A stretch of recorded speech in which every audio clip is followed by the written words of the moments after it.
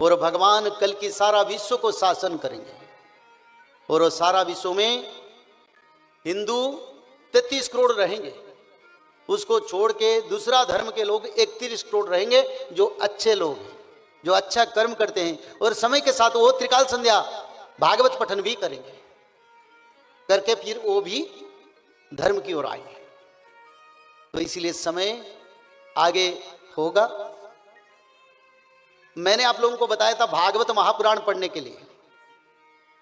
जो लोग भागवत महापुराण पढ़ते हैं वो तो अलग है, पर मैं ये आप लोगों को, देखो मैं जगन्नाथ क्षेत्र से उड़ीसा से आया हूं।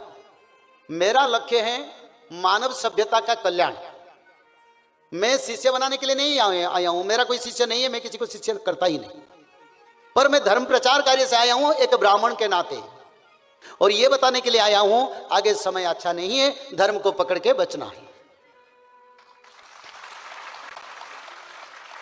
तो कैसे धर्म को पकड़ेंगे, क्या क्या नियम को पालन करना पड़ेगा, क्या क्या करने से हमारा आवणा के जो सत्संग का सफल होगा और भक्त लोग उद्धार होंगे। भगवान का भक्त सबसे बलियार है, शक्तिशाली है, और भक्तों का उद्धार के लिए भगवान ने आज से 600 साल पहले ग्रंथ रचना कर दिया। पर मेरे भक्तों को बांटने समय पर बांटेंगे, और आज बांटा जाता है। देखो यूक्रेन के ऊपर बैलिस्टिक मिसाइल अटैक हो गया, इंटरकंटिनेंटल मिसाइल, और सारा विश्व वार की ओर जा रहा है। समय अच्छा नहीं है, और भगवान कल के जब तक निर्देश नहीं देंगे तब तक वार नहीं होगा, ये लिखा है। महाभारत की एक बेला युद्ध बाकी है, आप लोगों को पता है, वो कलयुग में होगा, ये भी आप लोगों को पता है। वो समय आने वाले हैं, वो 13 वर्ष वो युद्ध होगा। अभी ज्वाइन कीजिए मल्लिका जानकारी व्हाट्सएप चैनल को, जिस पर आपको हर एक नए वीडियो का अपडेट मिलेगा। मल्लिका की डिकोडिंग मिलेगी, समय से पहले आपको अपडेट्स मिलेगा, और हर एक घटना का प्रूफ भी मिलेगा। ज्वाइन करने के लिए लिंक आपको डिस्क्रिप्शन बॉक्स में मिल जाएगी। और उसी युद्ध को भगवान निर्देश देंगे तो शुरू होगा। तो इसलिए कौन सा नियम को हमको पालन करना पड़ेगा। सब तो चाहते हैं सत्ययुग को जाने के लिए कर्म भी करना पड़ेगा। और सत्ययुग की धारा ब्रह्म धारा है, यानी भगवान विष्णु के पूर्ण धारा सत्ययुग का है। जो लोग सत्ययुग को जाएंगे उनको क्या क्या नियम पालन करना पड़ेगा। मैं 5 दिन होके अच्छा दिन तक बोल रहा हूं, कोई बता पाएगा? आप खड़ा होके बताइए, कौन बताएंगे?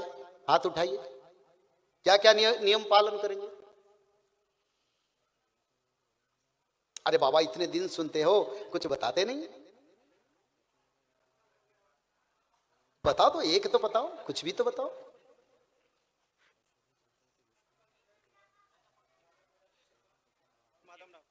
बहुत आनंद है, बहुत अच्छा। और एक बार बोलो बाबा। त्रिकाल संध्या 3 बार, भागवत पठन 1 बार, और माधव नाम सदा जप कर लिया।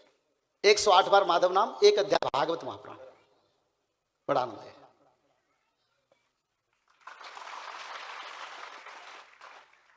एक हो गया त्रिकाल संध्या। त्रिकाल संध्या देवता लोग भी करते हैं, बोलो बेटा। त्रिसंध्या माधव माधव जप भागवत पठन। बहुत आनंद है, बोले आनंद एक बार। और यहाँ की जो आयोजक कमेटी को मैं बोलना चाहता हूँ, सबको त्रिकाल संध्या का PDF पेपर में मराठी भाषा में सबको दिया जाए। जो करेंगे जो करेंगे उनको तो अच्छा होगा, जो नहीं करेंगे बाद में पछताएंगे। क्योंकि एक मंत्र का साधना का भी समय है। आज पढ़ने से, आज दवाई खाने से एक दिन में बीमारी इलाज नहीं होगा। तो इसलिए कम से कम 3 साल त्रिकाल संध्या करने से शरीर तंत्र पवित्र होगा। तो इसलिए पहला तत्व है त्रिकाल संध्या। देखो देवता लोग त्रिकाल संध्या करके अमर बन गए, ब्रह्मलोक में त्रिकाल संध्या करके ब्रह्मदर्शी बन गए। शंकर भगवान के कैलाश लोक में त्रिकाल संध्या करके वो अमर बन गए। सिद्ध ऋषियों ने त्रिकाल संध्या करके महाज्ञानी और अमर बन गए। अब सत्ययुग में वही लोग रहेंगे जो मानव त्रिकाल संध्या करेंगे, वो देवता ऋषि मुनि जैसे हो जाएंगे। और पंचवत का रोग आपद का जो बीमारी आएगा, जो प्रलय आएगा, उसमें उनका कुछ नहीं होगा। बात यही है। और जो त्रिकाल संध्या करेगा कभी वो कोशिश करने से भी झूठ नहीं बोल पाएगा, क्योंकि त्रिकाल संध्या ऐसे तत्व है वो मनुष्य को पवित्र कर लेगा। बोले नहीं, हम झूठ नहीं कहेंगे, हम किसी के विरुद्ध में नहीं जाएंगे, भगवान को भजन करेंगे, भगवान उनका सुरक्षा करेगा। कौन करेंगे? भगवान करेंगे। तो त्रिकालदर्शी होने के लिए त्रिकाल संध्या, त्रिकाल का समय को, तीन काल को समझने के लिए, संसार का आगत अनागत को समझने के लिए त्रिकाल संध्या के माध्यम से मानव पवित्र होके देवता ऋषि मुनि जैसे हो सकता है। तो इसलिए त्रिकाल संध्या है। दूसरा, 108 बार माधव नाम भजन हर त्रिकाल संध्या में, और एक अध्याय भागवत पठन ब्राह्म्य मुहूर्त से रात 12 तक। किसी समय फुर्सत मिले तो पैर पैर धोके और मन में गंगा स्नान करके मन पवित्र करके भागवत जी पढ़ो, एक अध्याय। आप बोलेंगे मेरे घर में पढ़ाई हो रहा है भागवत, तो मेरे को क्या जरूरी? देखो, तुम खाते हो तो तुम जीते हो, तुम कर्म करोगे तो तुम फल मिलेगा, दूसरा करेगा दूसरा को फल मिलेगा। इसलिए सबको, बच्चे बच्ची बूढ़े सबको भागवत पठन त्रिकाल संध्या करना पड़ेगा। और भागवत पठन के साथ त्रिकाल संध्या, माधव नाम भजन, ये आप लोगों को संपूर्ण निर्मल मानव बना देगा, पवित्र मानव, जो झूठ नहीं कहेंगे, जो गलत नहीं सोचेंगे, जो बुरा नहीं देखेंगे, जो बुराई को सहयोग नहीं करेंगे, जो हिंसा क्रोध अहंकार से दूर हो जाएंगे, जो पराई को अपना मित्र समझेंगे, और वसुधैव कुटुंबकम, यानी ब्रह्मांड एक दुनिया है और सब माधव का परिवार बन जाएंगे। माध्यम त्रिकाल संध्या। और सत्ययुग को जाने के लिए ये सब जरूरी है, नहीं तो भगवान देखेंगे ये तो त्रिकाल संध्या नहीं किया, उनका शरीर तो पवित्र नहीं। एक कली का मानव रहेगा तो सत्ययुग में फिर कली फैला देगा, कम समय में और फिर कली युग आ जाएगा। तो इसलिए एक पवित्र तत्व भगवान ने बनाया। त्रिकाल संध्या करने से घर में पितृदोष चल जाएगा, त्रिकाल संध्या करने से घर में अभाव अनाटन दूर हो जाएगा, त्रिकाल संध्या करने से घर में आपस में बंधु बांधव सब में शांति प्रेम भाव और एक जैसा मनोभाव होगा, और सब सबका भलाई सोचेंगे, कोई किसी का साथ द्वंद्व नहीं करेगा, हिंसा नहीं करेगा, क्रोध नहीं रहेगा, पंचेंद्रिय षडरिपु 24 प्रकृति सब लीन हो जाएगा, और पूर्ण सच्च पवित्र मानव बन के सत्य जुड़ जाएंगे। तो कम से कम 3 साल जो करेंगे उन लोगों को आगे बढ़ने के लिए सुयोग मिलेगा। तो इसलिए त्रिकाल संध्या करो, भागवत पठन करो, माधव नाम भजन करो, और कुछ दान करो। दान क्या करेंगे? एक रोटी तो गोमाता को दे सकते हैं। मानो हमको 2 रोटी 3 रोटी हम खाते हैं, एक रोटी उसको रख लो, बोले गोमाता को खिलाऊंगा, उसमें बड़ा पुण्य मिलेगा। आप सोचते हैं इतने एक टुकड़ा रोटी देने से हमको क्या मिलेगा?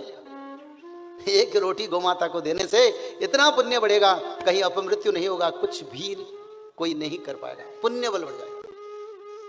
क्योंकि सत्ययुग का धर्म सत्य शौच दया दान, सत्य शौच दया दान।